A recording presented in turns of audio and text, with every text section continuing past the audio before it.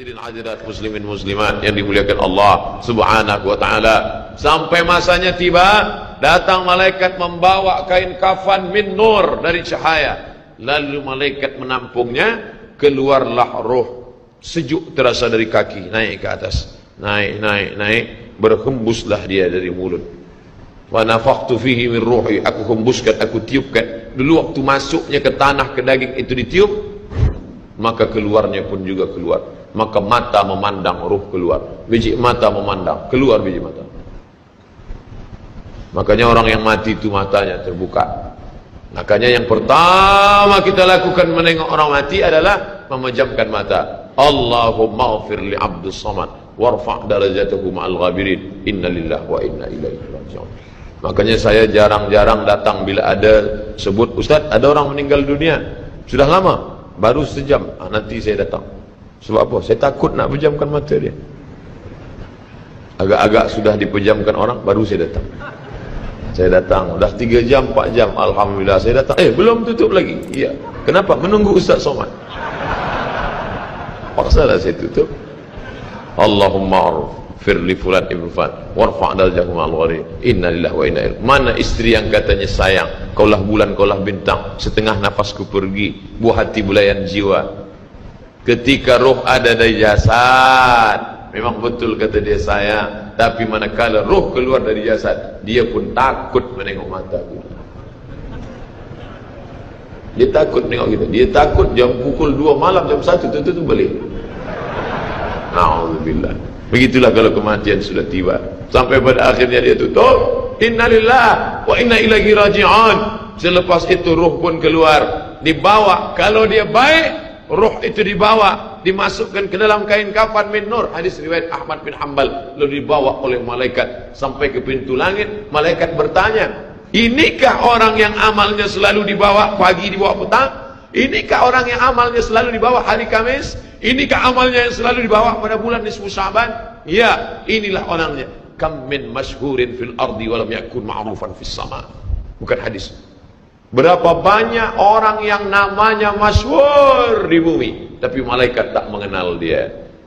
Tapi berapa banyak orang yang tak masyhur di bumi, tapi malaikat mengenal dia. Mengapa? Karena amalnya pagi dan petang dibawa oleh malaikat. Orang ini mana? Belum datang. Orang ini mana? Belum datang. Orang ini mana? Belum datang. Disambut dia, disambut kedatangannya.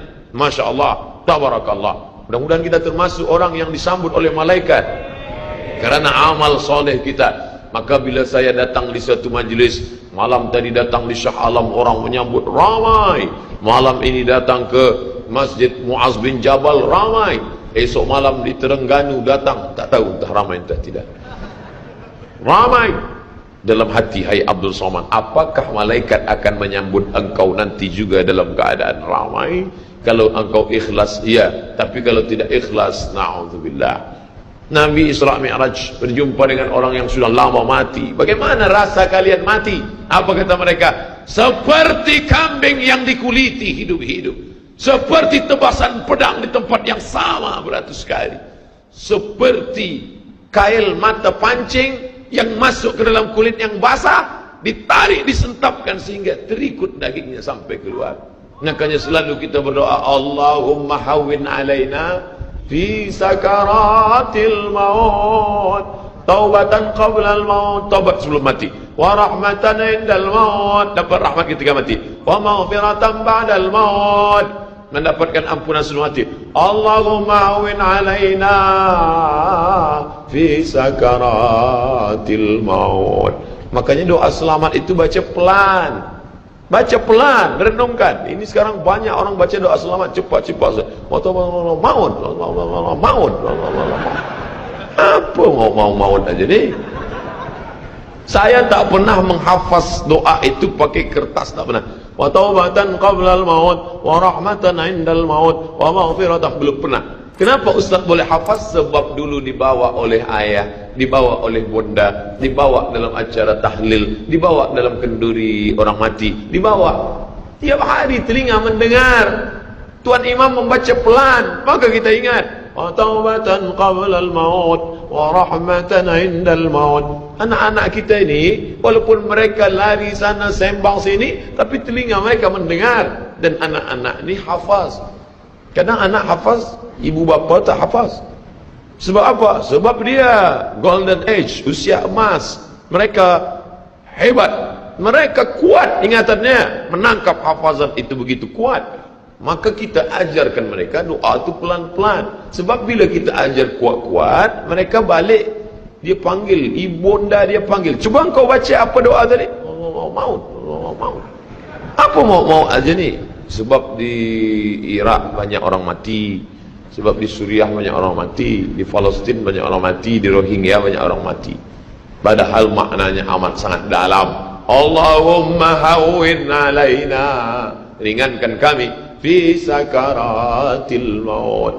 Tidak ada gunanya amal banyak kalau tidak selamat dalam sakaratul maut. Makanya kita selalu minta kepada Allah, Allahumma khtim lana bi husnil khatimah wa la takhtim alaina bi su'il khatimah. Allahumma ja'al akhir kalamina, jadikan akhir kalam kami inda tihai ajalina, ketika ajal kami sampai, jadikan akhir kalam kami yang terakhir keluar dari mulut kami qaula la ilaha illallah Muhammadur Rasulullah. Allah. Biasa orang takbir ini nak pergi perang, menghadapi sakaratul maut penting juga takbir. Sebab di situ banyak segala macam godaan-godaan. Datang syaitan membawa air, katanya menjelang sakaratul maut itu haus, panas, haus, maka datang syaitan membawa air. Engkau sebut nama aku bagi air. Mau? Kata dia. Mau? Engkau mau? Sebut nama aku. Tapi bila iman kita kuat, maka dia tidak akan mampu untuk menggoda kita. Sampai kapan setan tak pernah berputus asa? Sampai bila? La atiyannahum min baini aydihim, aku datang dari hadapan, wa min khalfihim, aku datang dari belakang, wa an aymanihim, aku datang dari kanan, wa an syama'ilihim, aku datang dari kiri. Datang dia, datang dari hadapan, datang dari belakang, datang dari kanan, datang dari kiri. Oleh sebab itu yang banyak tuan-tuan yang ada berada di sini, tolong berzikir semua. Subhanallah, subhanallah, subhanallah. Kenapa? Dengan zikir itu maka larilah jin-jin setan yang ingin mengganggu. La'uhwiyannahum, aku akan goda mereka, aku akan sesatkan mereka. Berapa lama? Madamat arwahuhum fi ajsadihim, selama ruh ada dalam jasad, aku tak akan pernah berhenti sampai akhir keluar jasadnya dalam keadaan mati, tidak menyebut Allah Subhanahu wa taala. Itulah punca mereka. Makanya kita selalu berzikir. Esok pagi terjaga dari tidur automatically, kerana kita sudah programkan di kepala kita, manakala terbuka, alhamdulillahilladzi ahyana ba'da ma amatana wa ilaihi nusyur. Selapar-laparnya orang beriman, manakala dia tengok makanan, terus saja dia ingat Allah. Allahumma barik lana fi ma razaqtana wa qina azabannar. Tapi ada setengah umat Islam, bila dah kenyang saja baru ingat Allah. Alhamdulillah. Bila tak kenyang tak ada ingat Allah SWT. Na'udzubillah. Oleh sebab itu maka inilah hidup yang singkat ini. Bila pernah kita bersedekah, itulah yang akan menolong. Laula aghartani ila ajalin qarib, kalau engkau beri aku umur panjang ya Allah, apa yang akan kulakukan? Fa as-saddaqa, aku akan bersedekah, wa akum minas salihin, aku ingin beramal saleh.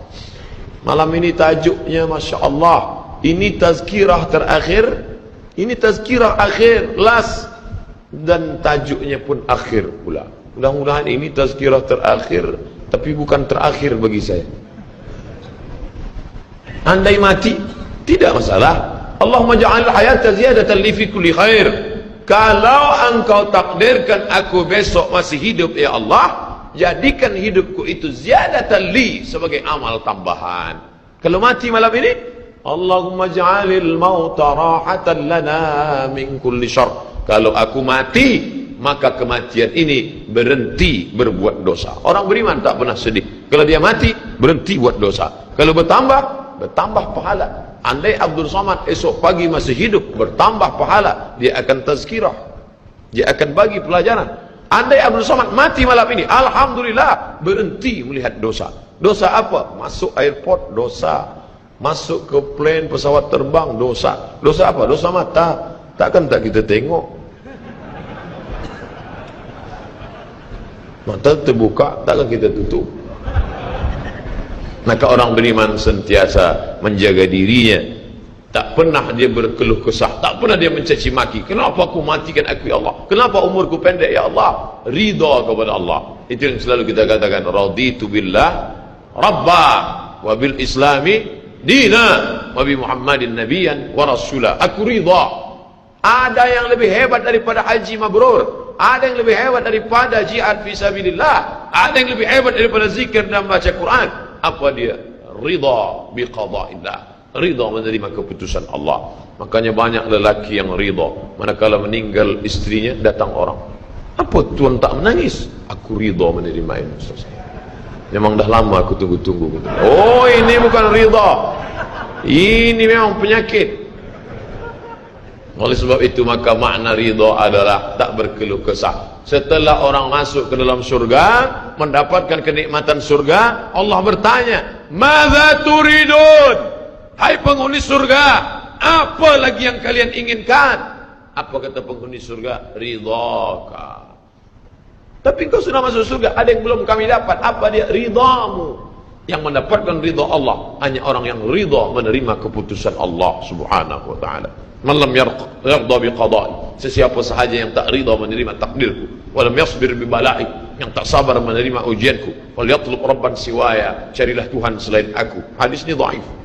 Tapi untuk tarhib wa tarhib, untuk berikan semangat beramal, untuk fadail amal boleh dipakai, kerana ia bukan masalah akidah, bukan masalah halal haram. Jangan permasalahkan masalah. Bila kita sudah beramal, sudah baik, tak usah berkelahi masalah khilafiyah, masalah kecil-kecil, masalah sepele, masalah remeh-temeh. Kerana ini hanya akan merosakkan hati kita sahaja. Berapa banyak hati rosak disebabkan masalah-masalah. Assalamualaikum warahmatullahi, Assalamualaikum warahmatullahi.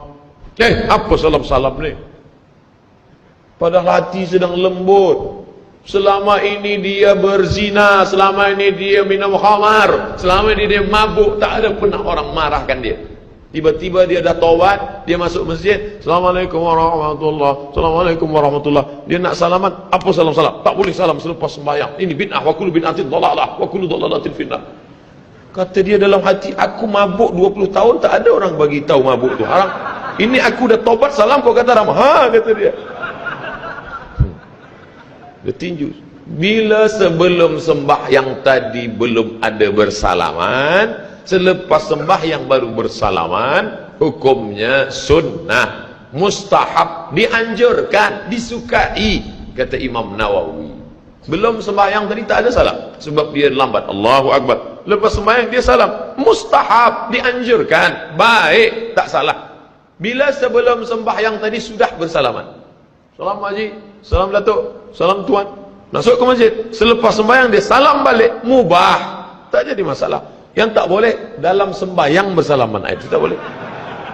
Datuk sehat, itu tak boleh.